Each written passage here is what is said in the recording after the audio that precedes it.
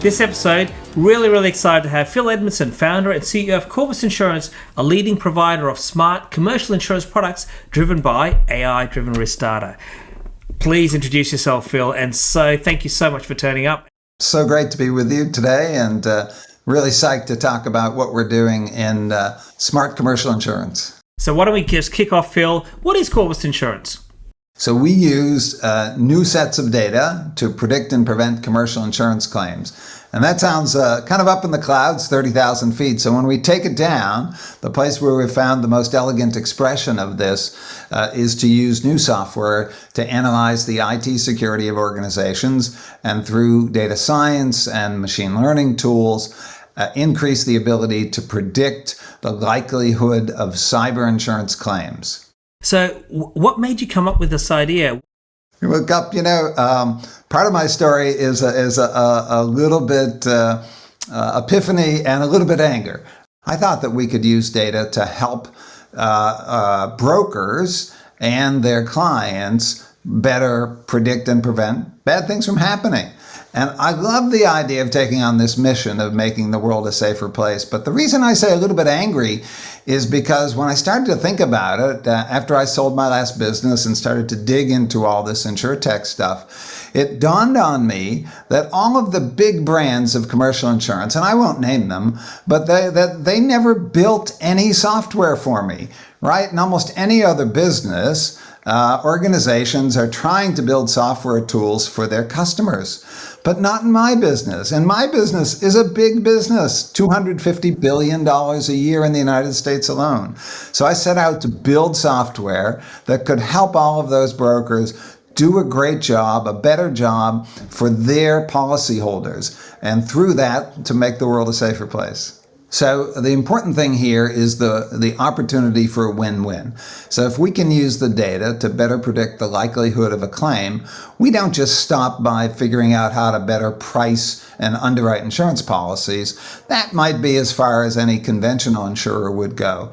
But we turn that into tools to score risk and help brokers and their clients, organizations of all types, understand better their vulnerabilities to various forms of IT security risk.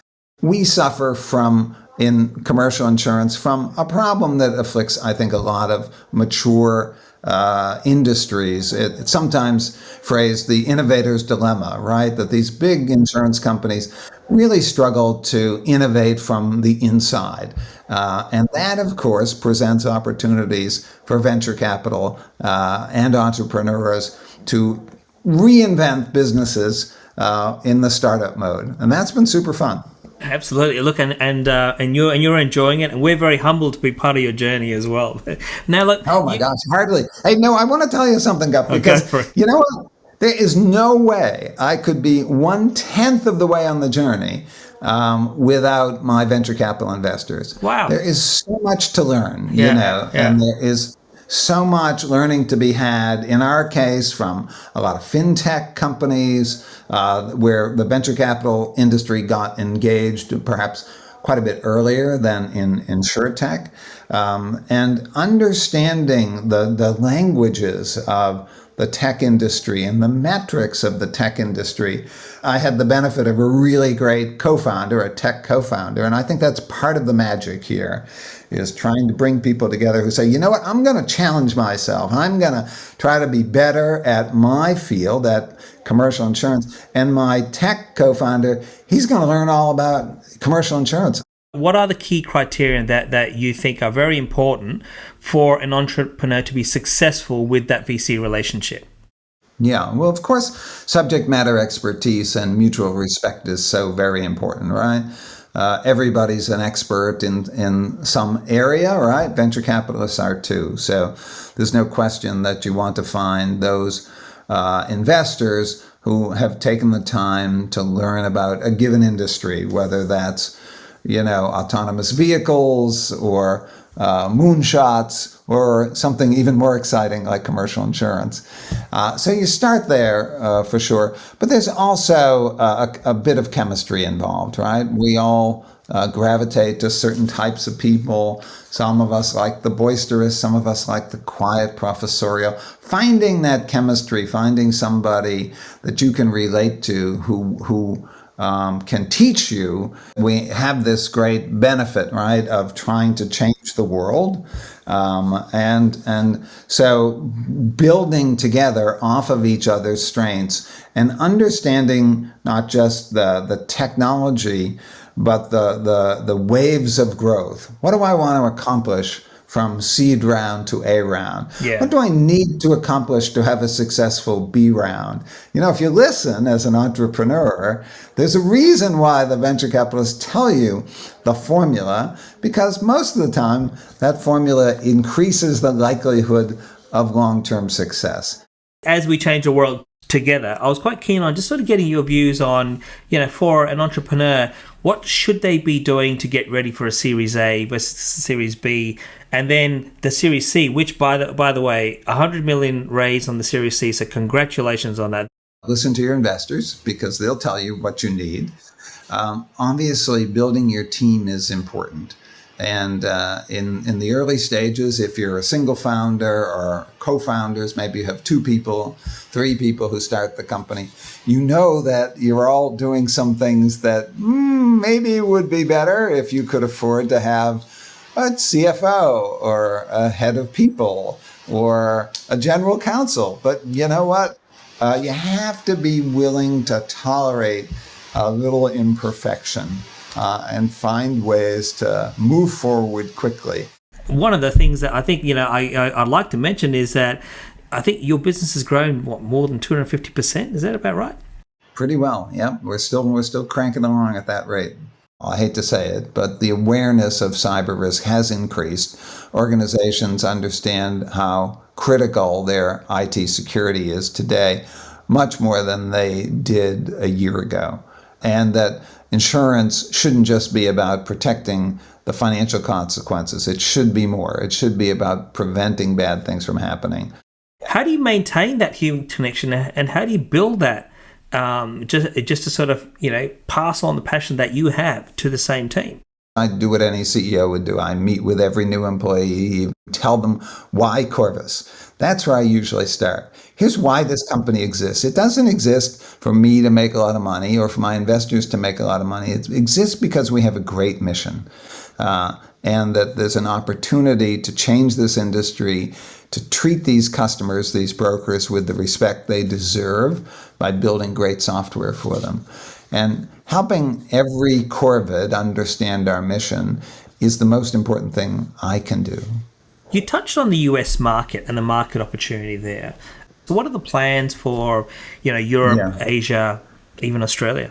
Cyber insurance is available and sold in most major economies around the world. Right now, the uptake of the insurance is still quite low in the United States and Australia, meaning 20-30% of businesses buy cyber insurance now. And in other countries, France or Italy or Japan, it can be below 10%. And part of that is because the usual process of applying for cyber insurance is frictional. Here's an application with 225 questions. Come back to us when you have them filled out, and maybe we'll quote your insurance. Whereas what Corvus does is to, having built software, our own proprietary software, to analyze the IT security of organizations, we don't need to ask those questions. So what that means is that our organizations, a bank, an airline, a bakery, a church, can buy cyber insurance without an intimidating, lengthy, difficult process. And that's really important because that was scaring off a lot of the marketplace. One of my biggest fears in starting the company, because I hadn't, run a tech company before, I'd run a more conventional insurance business, was would any of those tech guys want to work with me? I'm just an insurance guy.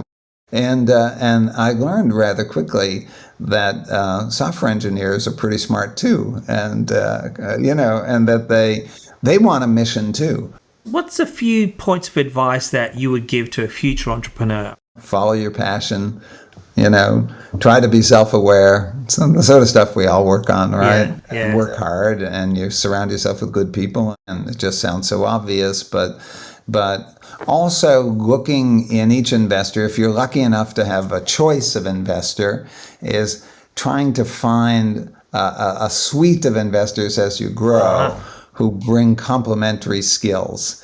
So, some of them are strong at M&A, and some of them are strong at marketing and branding and positioning. Others are international and, more likely to support your global expansion. You've been super successful. You're growing this business phenomenally well, with a great team, and you're still very, very humble. And I must admit, that's a great quality for you. So congratulations on that too, on how we kind of build that business.